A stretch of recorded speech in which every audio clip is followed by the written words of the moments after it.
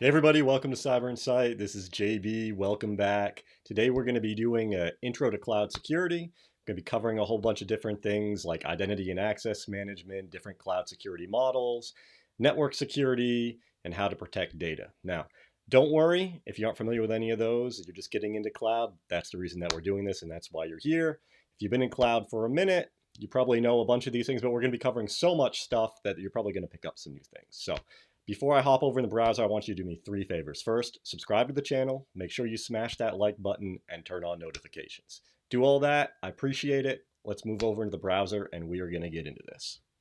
So this room here is a new room on TryHackMe. You know that I love all the TryHackMe rooms and challenges and things like that.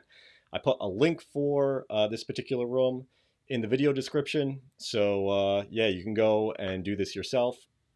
You do need an actual paid subscription to be able to do this, though, just for a little bit of a heads up.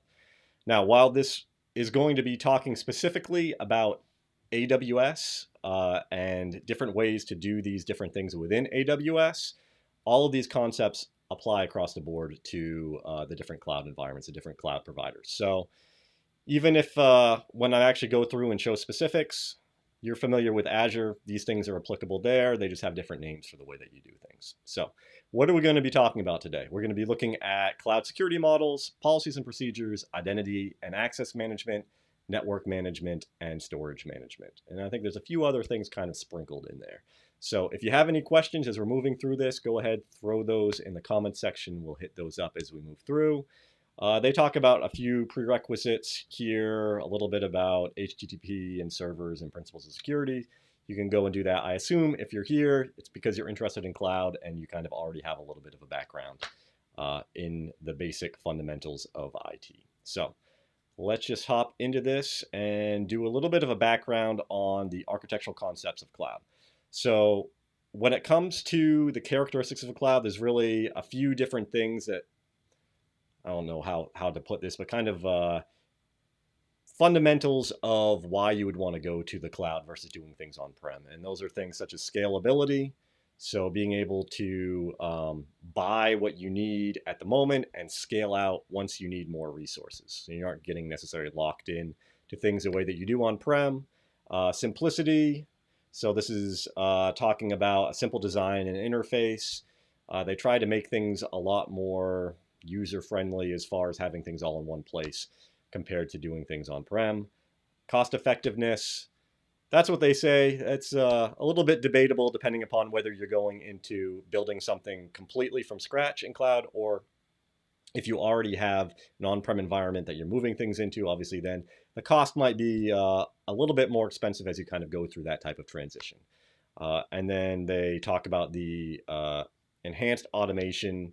Cloud inherently has a lot of different tool sets that are built into it that kind of already lean a little bit more into DevOps and automation, things that in a on-prem environment you probably would have to go and buy licenses for to help you move in that direction. So once it comes to looking at kind of the different flavors of cloud that you can get into, we have three main things here. We have infrastructure as a service, platform as a service, and software as a service. And they have this great diagram here that kind of breaks down where all of the different responsibilities are between yourself and the cloud provider. So when we're talking about on-site, pretty much we're responsible for everything. Applications, data, middleware, runtime, operating systems, virtualization servers, the whole entire stack, we're responsible for that. When it comes to infrastructure as a service, what ends up happening is a cloud provider provides the underlying hardware that we can put things on, but we're going to be responsible for the application, the operating systems, all the things that would be installed on top of that. Platform as a service, at that point, the cloud service provider is taking a little bit more responsibility for things, so they're actually going to be installing and patching the operating system, but us as customers will be providing the applications and data. And then things like software as a service, you're very, very familiar with things like that. So that would be anything where the provider does all of that and we are just pretty much logging in and using whatever the applications that they have. So a perfect instance of that would be something like Office 365. So, we log in, we're using either their email, we're using Microsoft Word, we're using things like that, but they are completely responsible for making sure that that entire environment is there and working properly. All we got to do is log in and use it. Let's see. Next down here, they talk a little bit about cloud deployment models.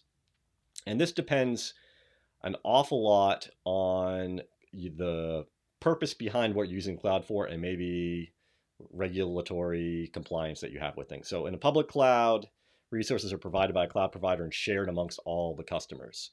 So organization A will use resources from the same hardware that offers things to organization B. Obviously that they have different types of logical controls in place there to make sure that organization A isn't able to access the stuff that organization B has, but they are on the same physical hardware. Private cloud often is driven a little bit more by different types of regulatory compliance, and that is where the customers don't share the same underlying resources. Obviously, this is a bit more expensive to have your own dedicated hardware when you go to do that. Then a hybrid cloud is kind of a combination. Here they talk about organization A might want to use some private cloud resources to host confidential data, but also might want to use some public cloud services, maybe for testing of applications or software, so that the production system doesn't crash during testing. So it really depends upon, like I said, what it is that you're trying to do in the cloud. And then last thing that we have in this section is important terminology. So virtualization, that's the primary technology used in cloud computing that allows the sharing of instances of applications or resources among multiple customers or users simultaneously. If you've worked in on-prem IT, then virtualization, you're familiar with that from the perspective of something like VMware or VirtualBox, right? It's able to run these virtualized instances of servers, appliances, applications on top of hardware, and you're able to have a lot more flexibility with what that is and moving things back and forth between servers that support virtualization. Compute refers to the processing power that customers require to run their applications and systems for data processing and to do different tasks with that. In cloud computing, customers can get computing power from a combination of virtual machines hosted in the cloud environment. So you're able to kind of stretch that workload across multiple virtual devices to increase your compute efficiency. Storage. In cloud computing, we don't need to buy and maintain physical hardwares. We're not purchasing SANs and things like that. The data is stored in logical pools of physical storage. Again, this comes back to what type of cloud deployment model do you want, public or private. In some instances where you really do care about that data and limiting access to that, and the logical controls aren't enough for whatever regulatory reasons you have, then that might be why you go with a private cloud. And then my favorite thing and what everything, what ties everything all back together is networking. So as cloud computing is a system of computers and processes, obviously there needs to be some type of interconnection between those to allow everything to work. And this is where the networking comes into play. The cloud provider is responsible for providing network connectivity to meet the customer's needs without disruption. And there's a whole bunch of different ways that that can happen within your own cloud environment, connecting back to your on-premise environment and doing that over private circuits or over the internet. So the networking component of that actually has quite a few different ways that you can go about doing different things. So the first group of questions here, in infrastructure as a service, what will be deployed by the vendor? So the vendor will be doing the hardware and the customer will be doing the software. So we'll just go hardware. And what is the type of cloud dedicated to a single customer called? So we're talking about public, private, and hybrid. In this case, it should be private.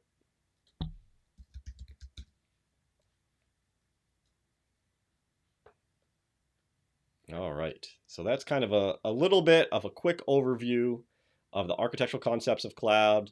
You probably have a little bit of a background in what those are. This is the type of stuff that whenever you go and take any of the fundamental cloud certifications, they hit on this stuff really, really hard. And it's good to have an understanding of where those lines of delineation responsibilities break down across these different types of services that cloud service providers are offering. In task 3, we are going to be talking a little bit about the cloud data lifecycle. So they say to understand cloud concepts, first we need to know what we need to protect in the cloud. And so the obvious answer here is data.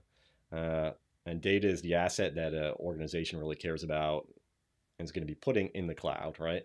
But it's categorized into different types of data, and understanding what those are and where those reside in your cloud environment is going to play a lot into the different types of configurations, policies, and protections that you're going to put around that data.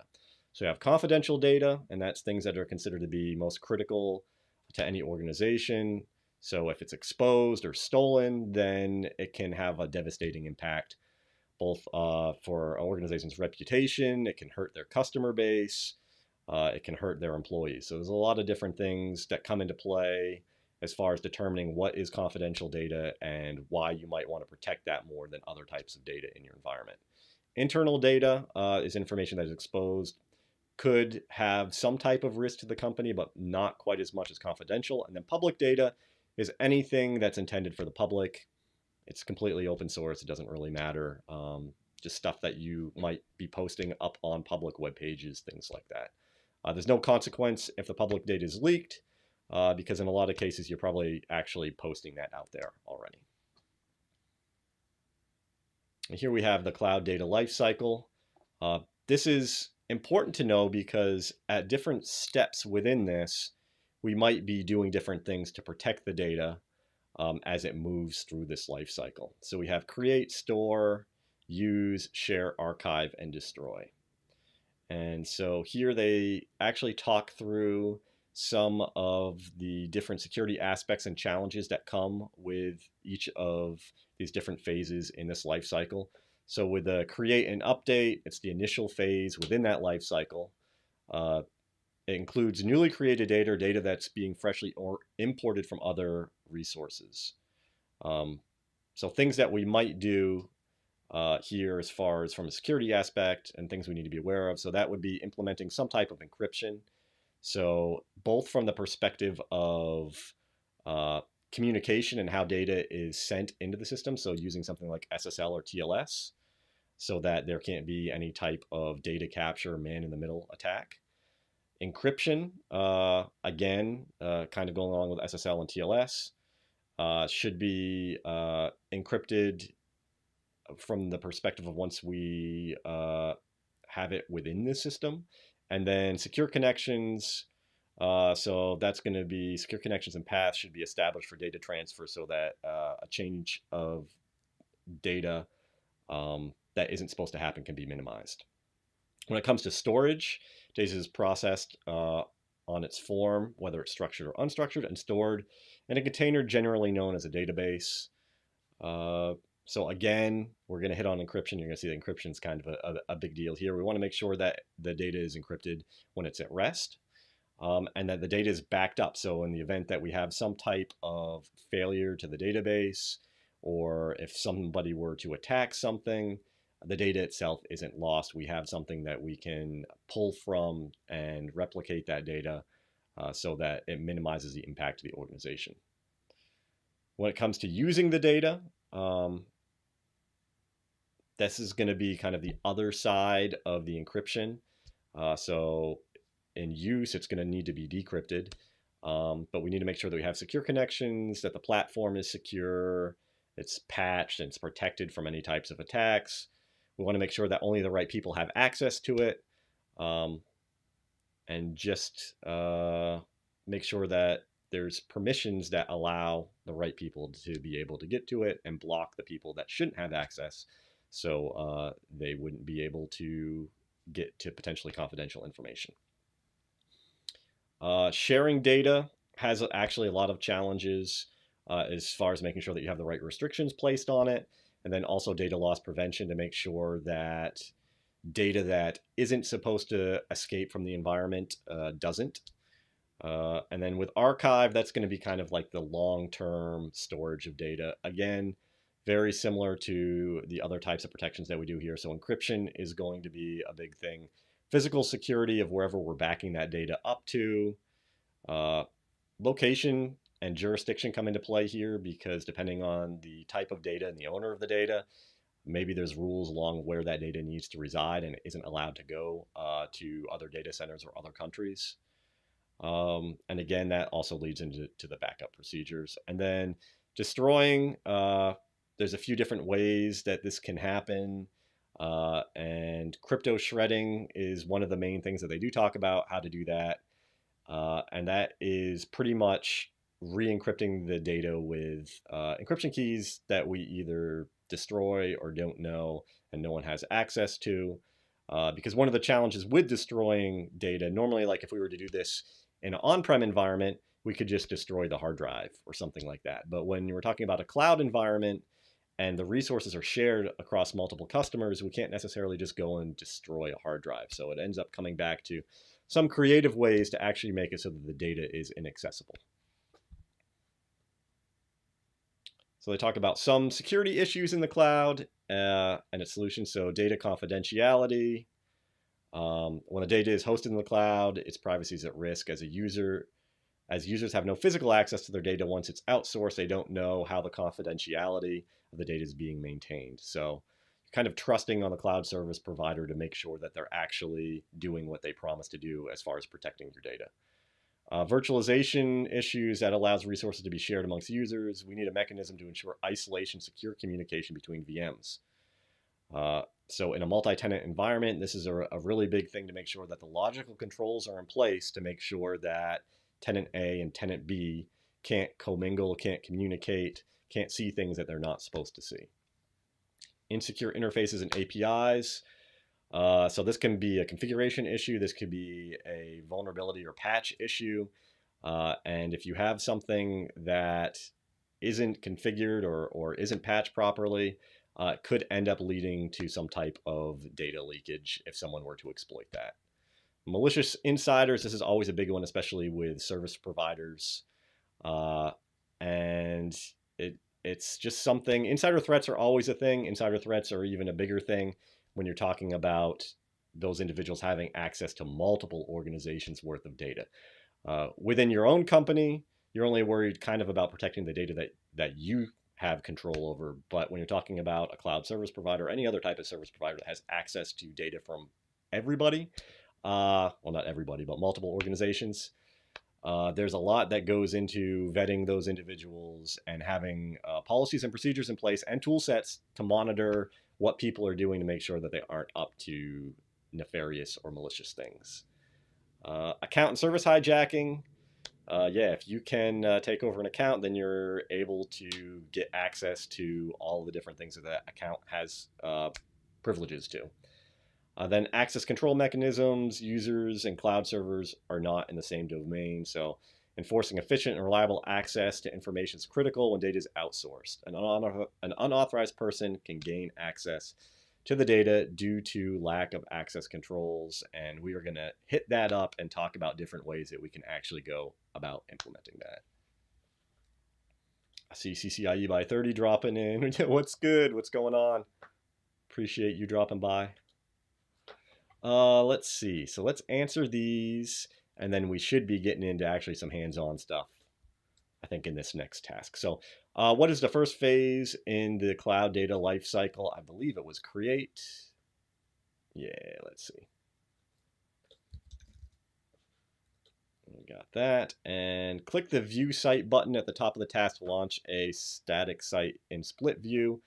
What is the flag after doing this? Let's see. Okay, so what they want us to do is kind of pick through the different steps here. So it includes the newly created data and data that is being freshly imported from other sources. That's create. Data is processed based on its form. I believe that was store.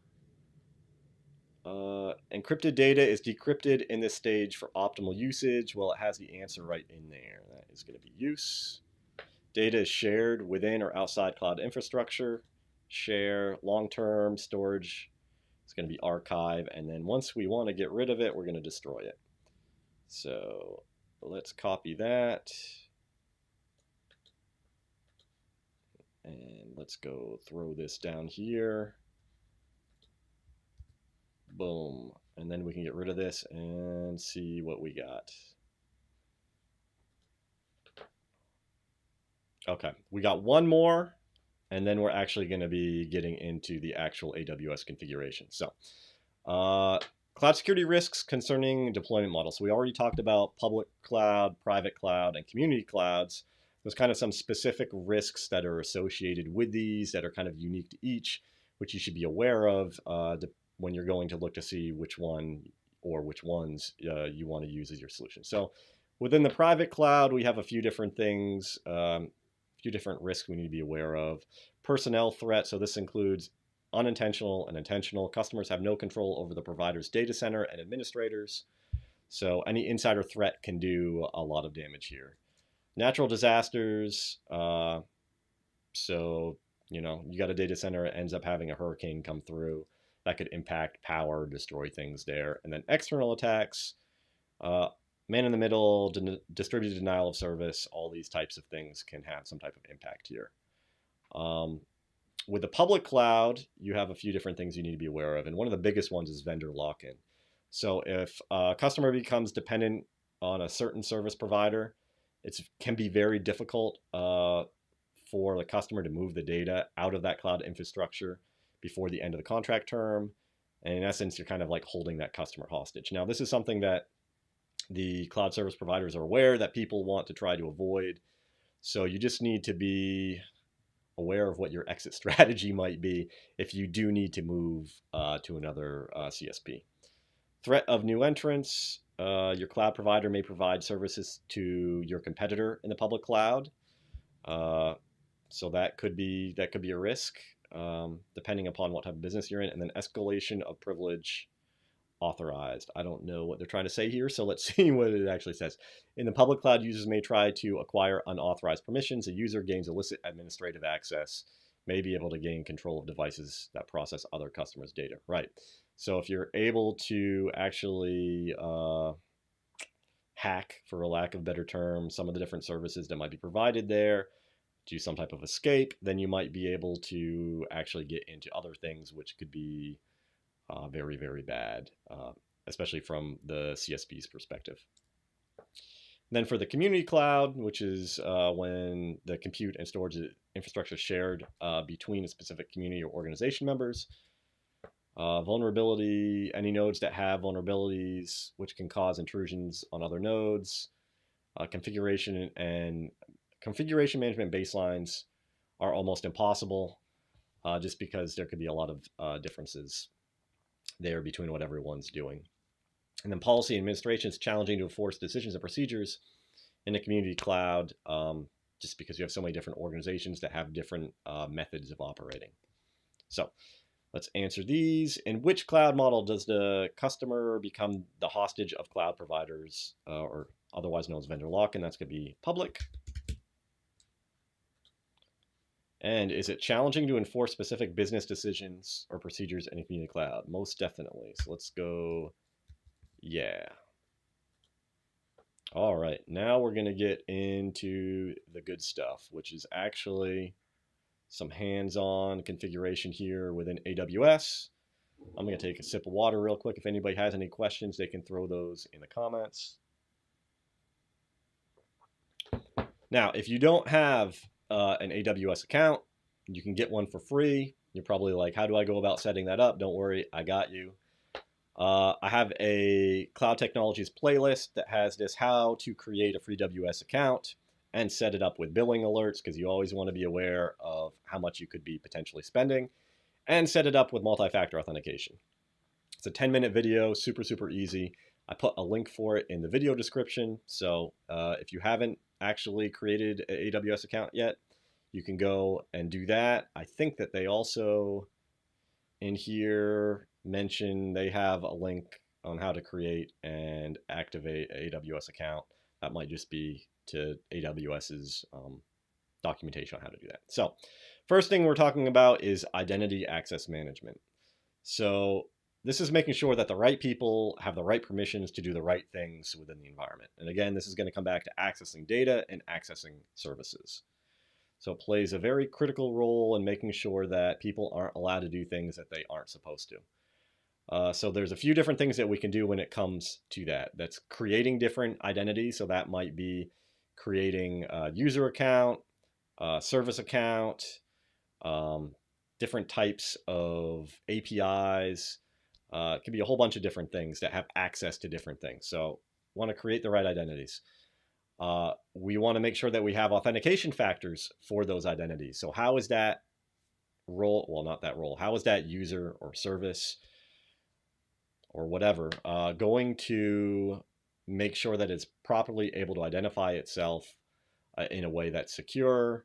We use passwords, we're familiar with passwords, but normally we want to have multi-factors when it comes to doing certain things. And that could be username, password, PIN number, could be a certificate, it could be biometrics. There's a whole bunch of different things that we can do with that.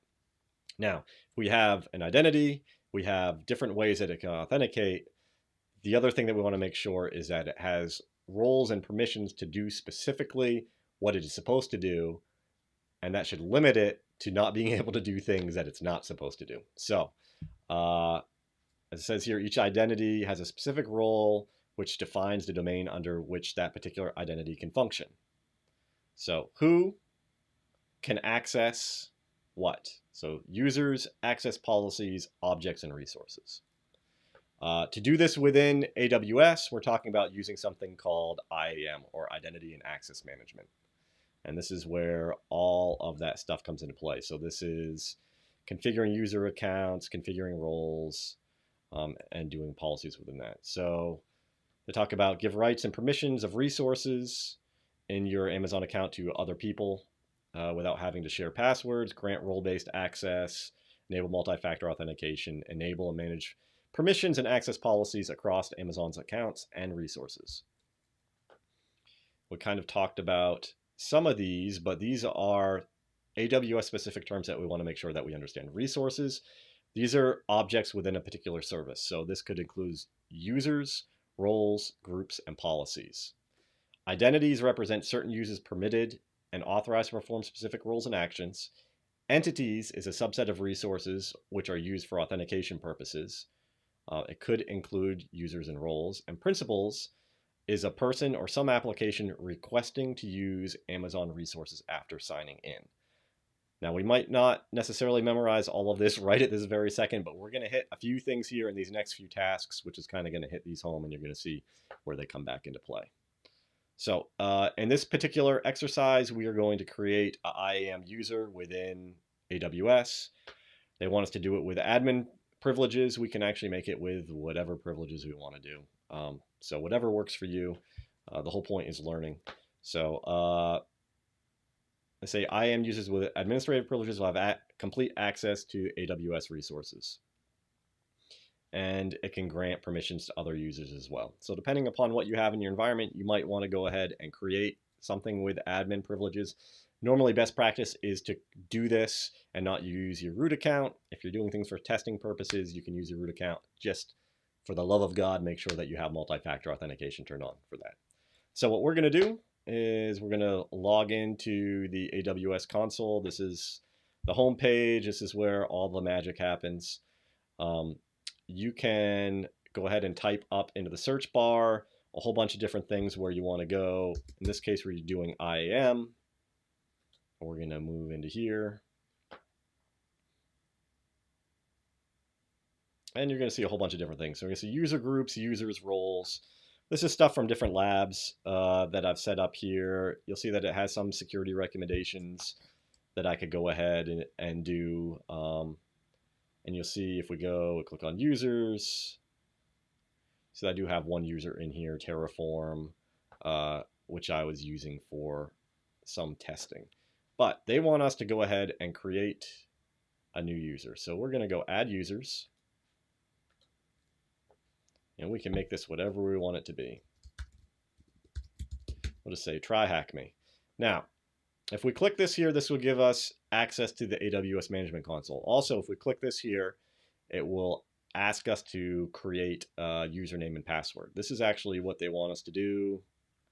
Within here, I'm not going to do that for this here because I'm not going to type out a username and password.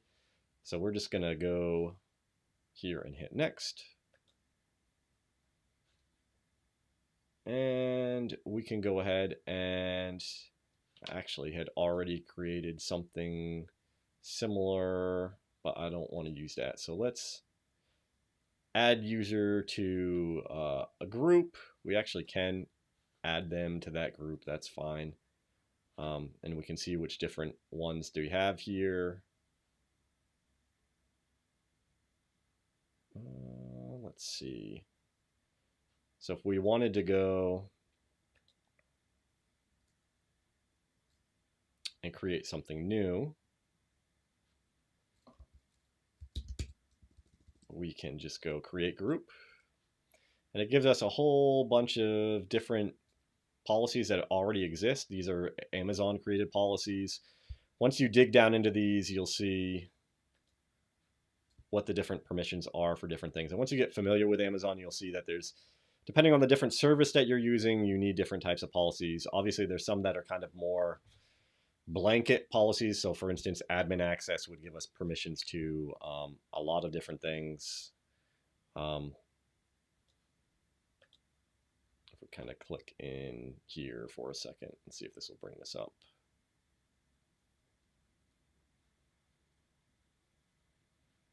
It gives us a description of what that is, provides full access to AWS services and resources, and then shows you all the different services that exist there and full access. So if you aren't sure what a particular policy encompasses, you can go through and click there.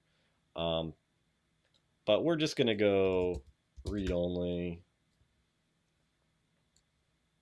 And we're just going to create, we'll say EC2 read only.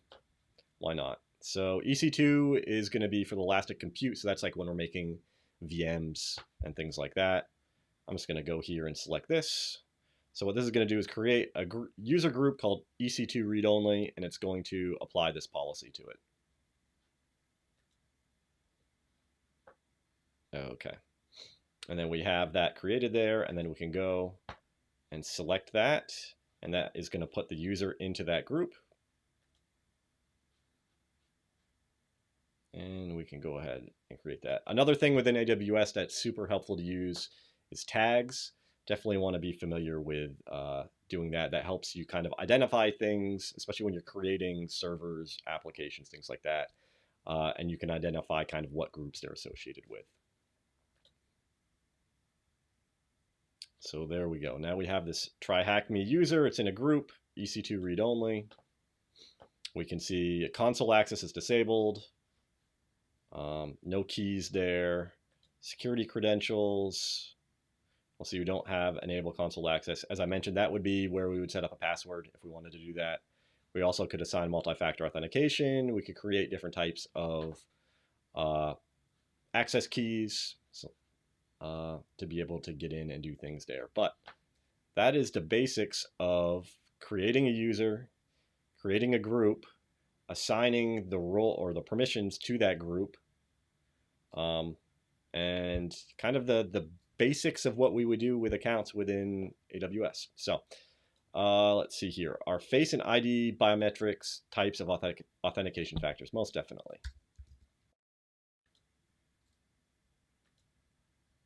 Okay, let's see what they say next here. So another method of ensuring cloud security is through enforcing policies and permissions.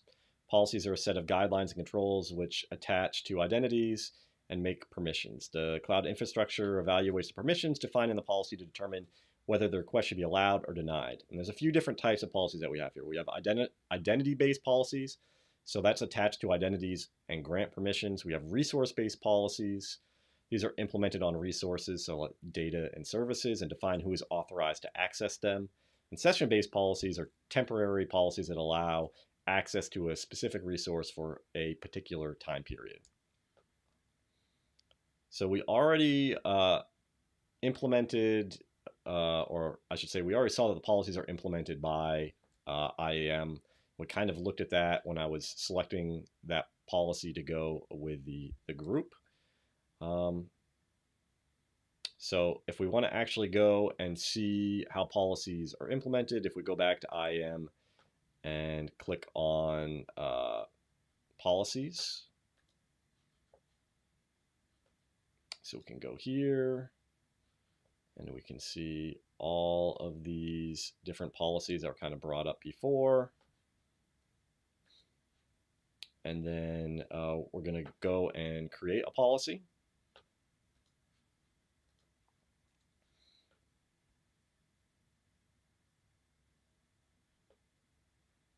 And we can choose whatever we want to do here. We have a whole bunch of different services. We can go from pretty much almost everything here. So we were talking about EC2 being like the VMs. We could do S3, which is their storage. We could do RDS, which is their one of their database services. KMS, their notification service, their queuing service. Lambda, which is their serverless thing. So many things that we can choose from. But let's see what they wanted us to do here. So they wanted us to go here and choose RDS.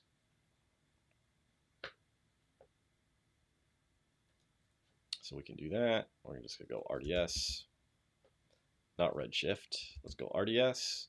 So we'll pick that.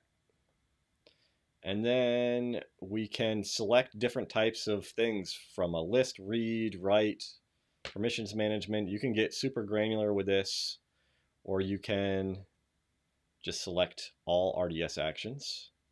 So that would allow us pretty much read, write, view, everything you can think of.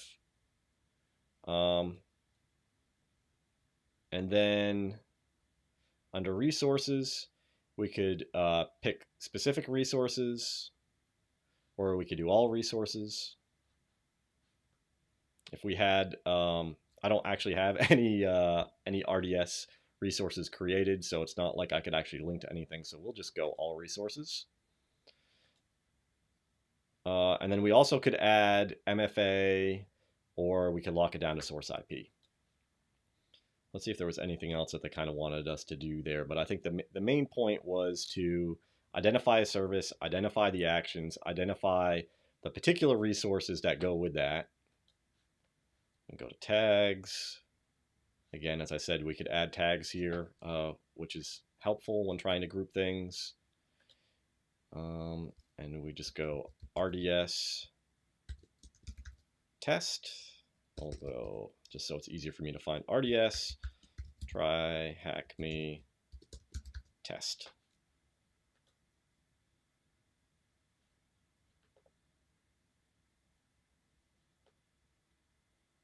And now you see that we've created a new policy. You see it sticks out a little bit different from the AWS policies. So under type, it says customer managed instead of AWS managed. And so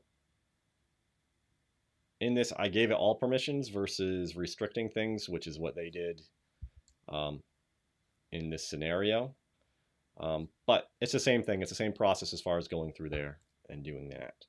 So let's say in a cloud environment, can we create a policy to enable database access for a user for a specific period of time of the day? Yes, we can. And I believe, as we looked at that up above here, that's a session-based policy. So we can knock that out, knock that out. All right, this next section is something that I love, which is going to be much more related to network security. So it's an essential component to cloud security. We're doing it at different places within the environment. So we're talking about things such as security groups, NACLs or network access control, and things such as firewalls. So real quick, just kind of from an AWS perspective, security groups are something that we're going to apply at the device level. It's actually like a stateful firewall.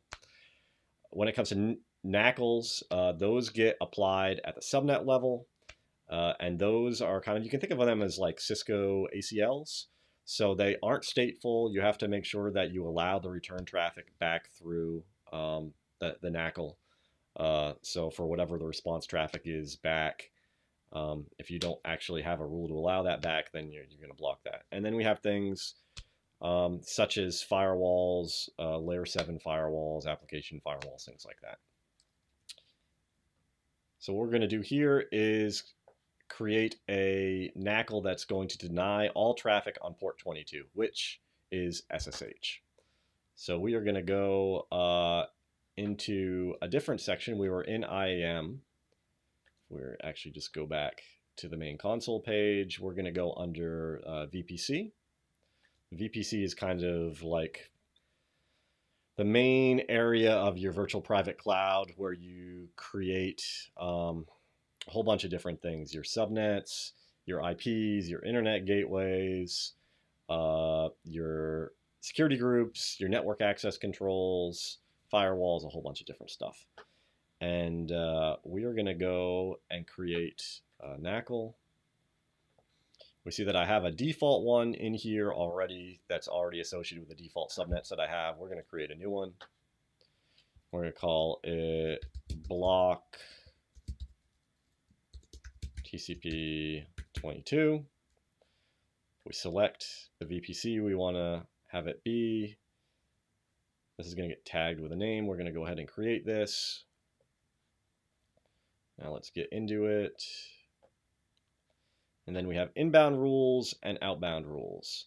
So the default here is already blocking anything, all traffic, all protocols, all ports, source, and it's going to be denied.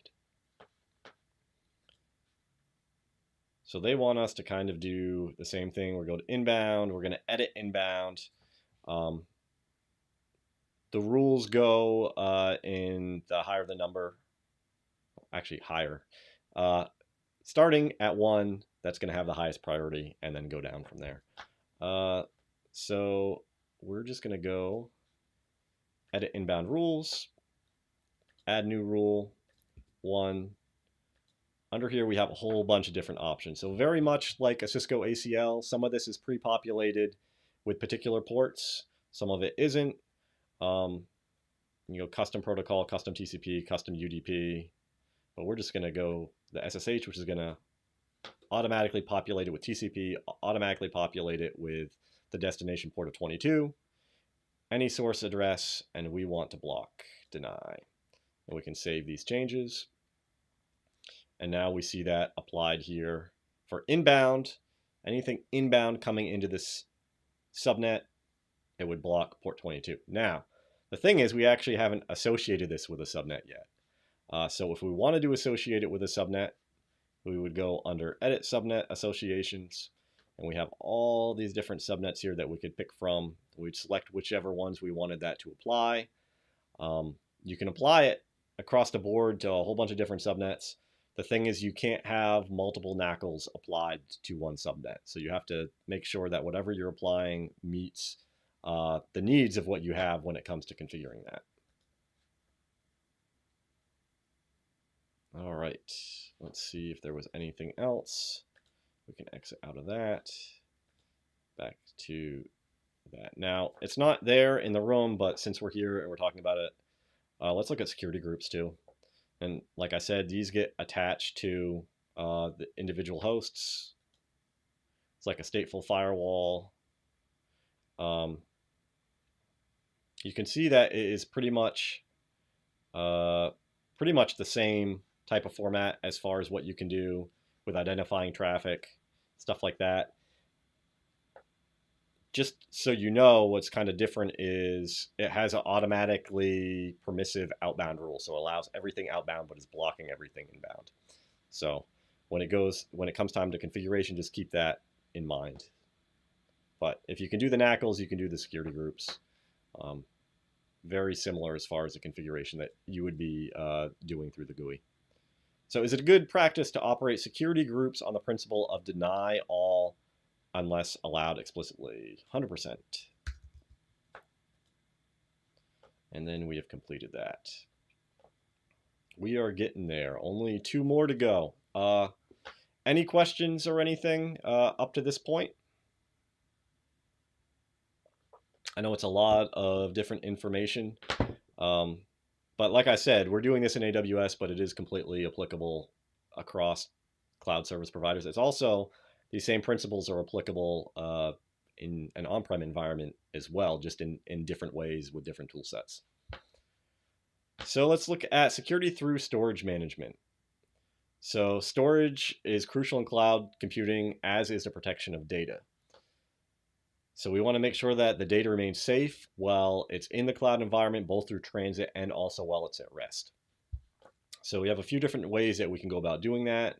We can create geographical boundaries and set policies permitting data access. We can set role-based authorization, so making sure that only certain entities are able to access the data, as long as they have the correct rights and privileges. And then we have data encryption. In this case, when we're talking about storing the data, we're concerned with data at rest. When we're talking about using the data, that's where we're talking about encryption of data throughout the network.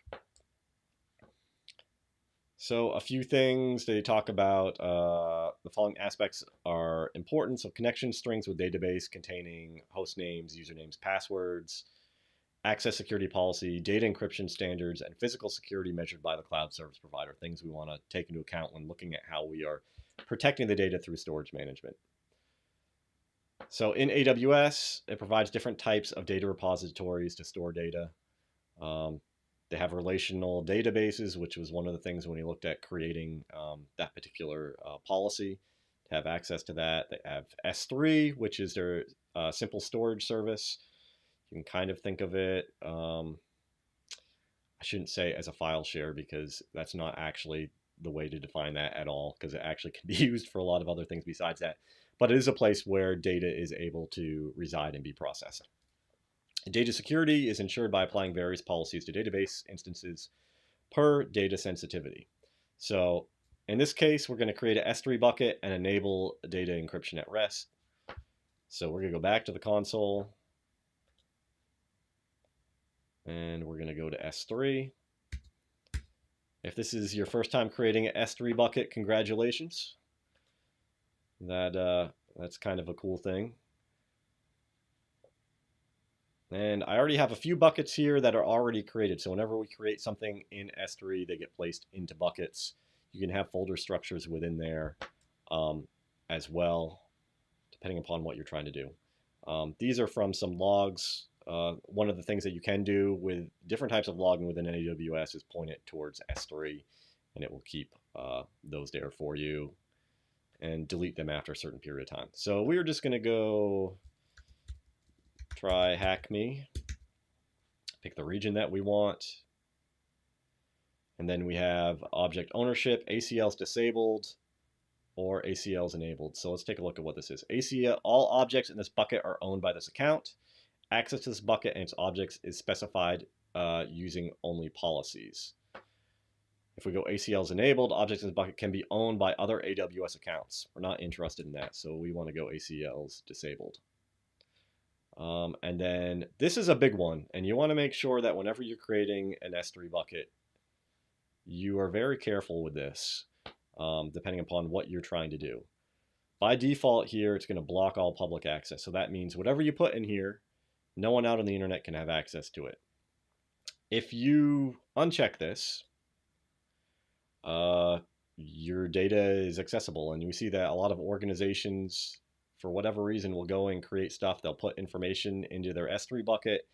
It'll be sensitive information, and they are not protecting that data properly. So be very aware. There's a whole bunch of different object or options here for different types of access, and you can kind of read through these depending upon what you might want to be doing here. So for instance, this one will block public access permissions applied to newly added buckets or objects and prevent the creation of new public access ACLs for existing buckets and objects.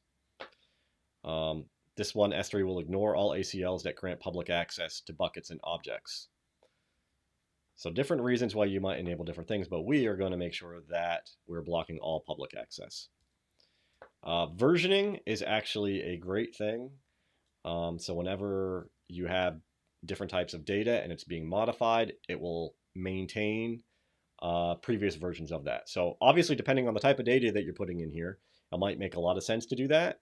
In other cases, if you have data that's constantly changing and you don't care about maintaining all these different versions and you don't want your storage utilization to creep up, then you might not need to do that, depending upon what type of data you're putting into the bucket. Here we go with tags again, and then different types of encryption.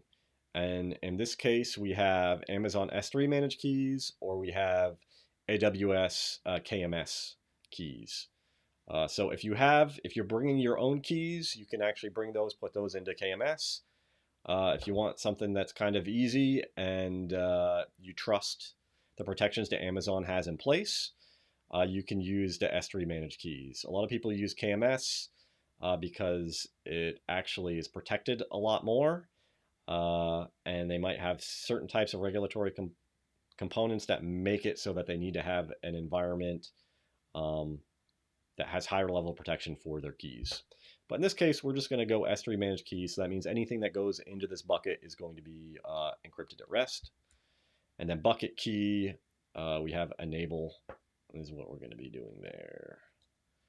Anything else that we want to do? I think that's it. Let me just make sure that this is what they are talking about. Encryption type, S3, and bucket enabled. Perfect.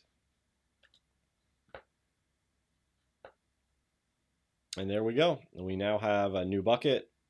We could upload documents to it. See, we could do that right here. We could create a whole bunch of different folder structures within there if we wanted to do that. Bucket versioning, we kind of talked about that. Shows the encryption that we're doing on there. Let's see, permissions. Not public. We could create a bucket policy here. So if we wanted to be specific to who had access to this, we could put something in here. Let's see if there's anything else that I kind of want to hit up. No, I think that from a very general perspective, if we wanted to move it to different types of archive storage and stuff like that, we can do stuff there. But that's a little bit outside of the scope of what we're talking about here. Encryption of data at rest is unnecessary if we carry out encryption in transit. Nay. All right, and now we get to our last group of things here. So a few different things. Disaster recovery and backup. We want to make sure that we are backing the data up in a reliable way. A lot of people use a cloud for the backup of their on-prem stuff. There's a few different types of approaches that we have here. We have a cold DR. This is the most straightforward, and it's the cheapest of all of these, but has the longest period of time it takes to kind of get everything spun up in the event of some type of disaster. So that's when we take and store data, images, snapshots, and all of that is in a place that needs to be kind of like rebuilt. So we have our data, but we don't necessarily have things already up and running. A warm DR is where it's almost in sync with everything that we have going on in the production environment. It has a copy of all of the data. Services are kind of there, but there still is some type of period of time where we have to kind of switch things over operationally to be able to use that. This is obviously more expensive than cold DR. And then a hot DR, that's the most expensive, and you got people there already working. You probably have complete replication. You have different types of things in place between your services so that data is able to fail over instantaneously and share the workload. It's probably already sharing the workload anyway. So what would just happen in the case of the primary site going down is all of the workload would be shifted over versus kind of splitting things between. Security through monitoring and logging. We all know logging is super important. There's a few different things that we can do within AWS for that. So within IAM, there's different types of logging when it comes to monitoring the accounts and what they're doing. CloudTrail within AWS is specific to kind of the things that are happening with the APIs on the management side of things within AWS. So that's a very important thing to be aware of and monitor. CloudWatch is what we use for the rest of the infrastructure. So our EC2 instances, applications, things like that, we can point those logs back to CloudWatch and look for different types of performance changes and things like that. And then guard duty is an interesting one. Kind of comes with a, excuse me, comes with a higher cost. So you want to make sure if you turn that on, you're aware of the cost that comes with that. But it's looking for malicious activity and unauthorized behavior. We're getting to the end of the stream, and my throat is tightening up here. Excuse me. All right, so what they have us doing here, if we wanted to see a credential report, so this is going to show all the users and the status of their credentials, including last time they were changed, if they have multi-factor authentication enabled. We're just going to go back to IAM.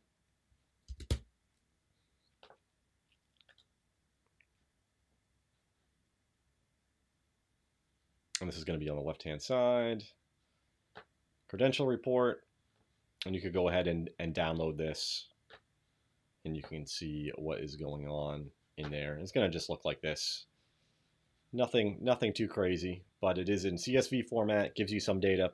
Also, depending upon, like, if you have this linked to, like, Active Directory or things like that, other things that you might be using as your authentication source, then obviously there would be different types of logging enabled within that, or different types of servers that you have. Obviously, you have local logging there for access to different things. Updates and patching, obviously super important. So automated and scheduled patch management. You can do this through Systems Manager.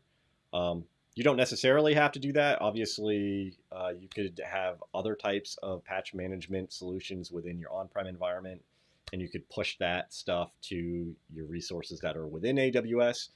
Really depends, but this is an option here. I believe System Manager stuff, depending on what it is, might be free. Always good to double check though, just to make sure. In this here, what they have us doing is creating a patch policy to check the status to make sure that things are patched. So let's see what that just looks like. We go under Systems Manager.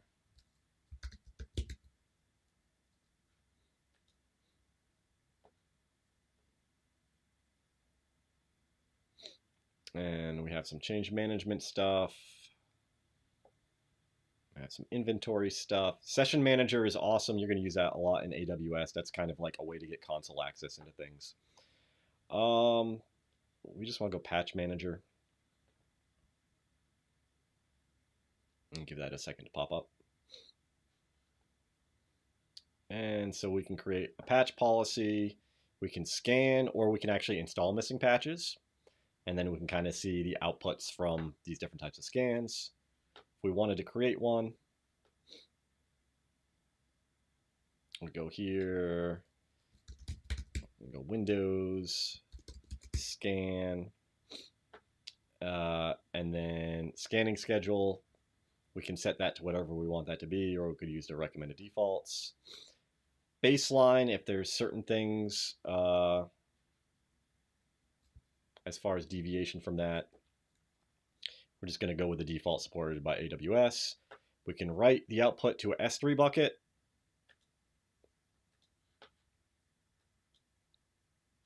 So we could actually point it to the TryHackMe bucket that we created, and then the outputs from that would go there. We could do the entire organization. We could select different organizational units. We could do just a current account. The number of nodes to run the policy against at the same time, so that way we don't overwhelm a whole bunch of resources. And then we could go ahead and do this. I actually do not have any EC2 instances or anything like that up and running that would need to have this done, but if I did, then we could go ahead and do this. We just hit create.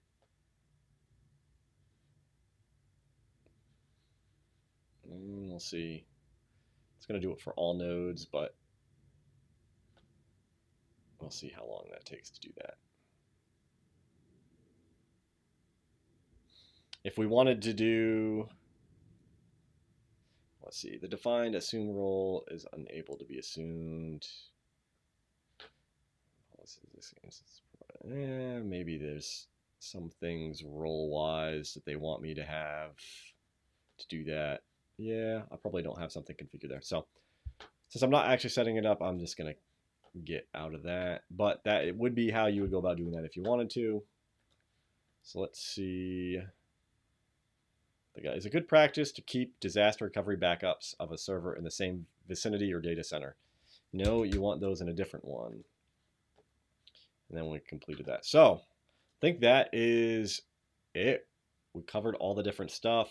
We talked about the different types of cloud environments. We talked about kind of the benefits of cloud. We talked about the public, private, hybrid, infrastructure as a service, software as a service, platform as a service. We talked about users and identity and access management. We talked about policies and groups, making sure that we give the right permissions to these different groups or different, I